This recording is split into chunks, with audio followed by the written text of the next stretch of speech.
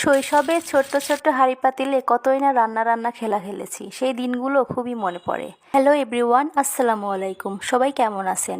আজকে আমার ছোট্ট রান্নাঘরের প্রথম ভিডিও। আজকে আপনাদের রান্না করে দেখাবো পুঁটি মাছের ঝোল। এই জন্য প্রথমেই আমার ছোট্ট কড়াইতে তেল গরম বসিয়ে দিয়েছি।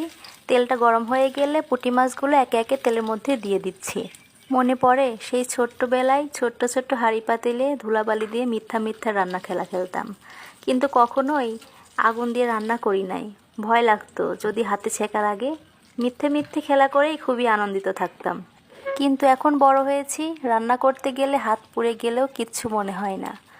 এদিকে কথা বলতে বলতে আমার মাছ ভাজা কমপ্লিট। আমি সবগুলো মাছ একে একে উঠিয়ে নিচ্ছি। এবার কড়াইতে আরও সামান্য একটু তেল দিয়ে এখানে পেঁয়াজ বাটা, জিরা বাটা আর মরিচ বাটা আছে। আমি সবগুলো একে একে কড়াইয়ের মধ্যে দিয়ে দিচ্ছি। বাটা মশলাগুলো দেওয়া হয়ে গেলে এবার চামচের সাহায্যে ভালো করে নেড়েচেড়ে মিশিয়ে নেব। বাটা মশলাগুলো একটু কষানো হলে তার মধ্যে পরিমাণ মতো হলুদের গুঁড়া, তারপর পরিমাণ মতো মরিচের গুঁড়া, পরিমাণ মতো ধনিয়ার গুঁড়া আর শেষে পরিমাণ মতো লবণ দিয়ে মশলাটা আরও ভালোভাবে কষিয়ে নিব। এদিকে একটুখানি মশলা পড়েছিল নিচে, আর দেখুন পিঁপড়ারা কিভাবে আসা যাওয়া করছে। আমি এগুলো খেয়ালই করি নাই, পরে পরিষ্কার করে নিলাম।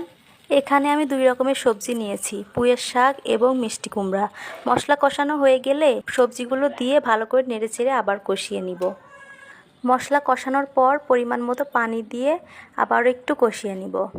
বেশ কিছু সময় কষানোর পর এবার ঝোলের জন্য আবারও পানি দিয়ে দিব। ঝোলের জন্য পানি দেওয়া হলে এবার যে পুঁটি মাছগুলো ভেজে রেখেছিলাম সেই মাছগুলো একে একে কড়াইয়ের মধ্যে দিয়ে দিব। মাশাল্লাহ, তরকারির কালারটা কত সুন্দর এসেছে, তাই না? আর হ্যাঁ, এখানে যে ঘর, যে টেবিল, চুলা, প্লেট যেগুলো দেখতে পাচ্ছেন সবই আমি নিজের হাতে তৈরি করেছি, শুধুমাত্র আমার ছোট্ট রান্নাঘরের জন্য। এদিকে আমার তরকারি রান্না শেষ, এবার একটা প্লেটে সার্ভ করে নিচ্ছি। টেবিলে দিয়ে দিলাম খাওয়ার জন্য। আমার এই ছোট্ট রান্নাঘরের রান্নার ভিডিও কেমন হয়েছে সবাই প্লিজ কমেন্টে বলে যাবেন। আজ এখানেই বিদায় নিচ্ছি। আল্লাহ হাফেজ।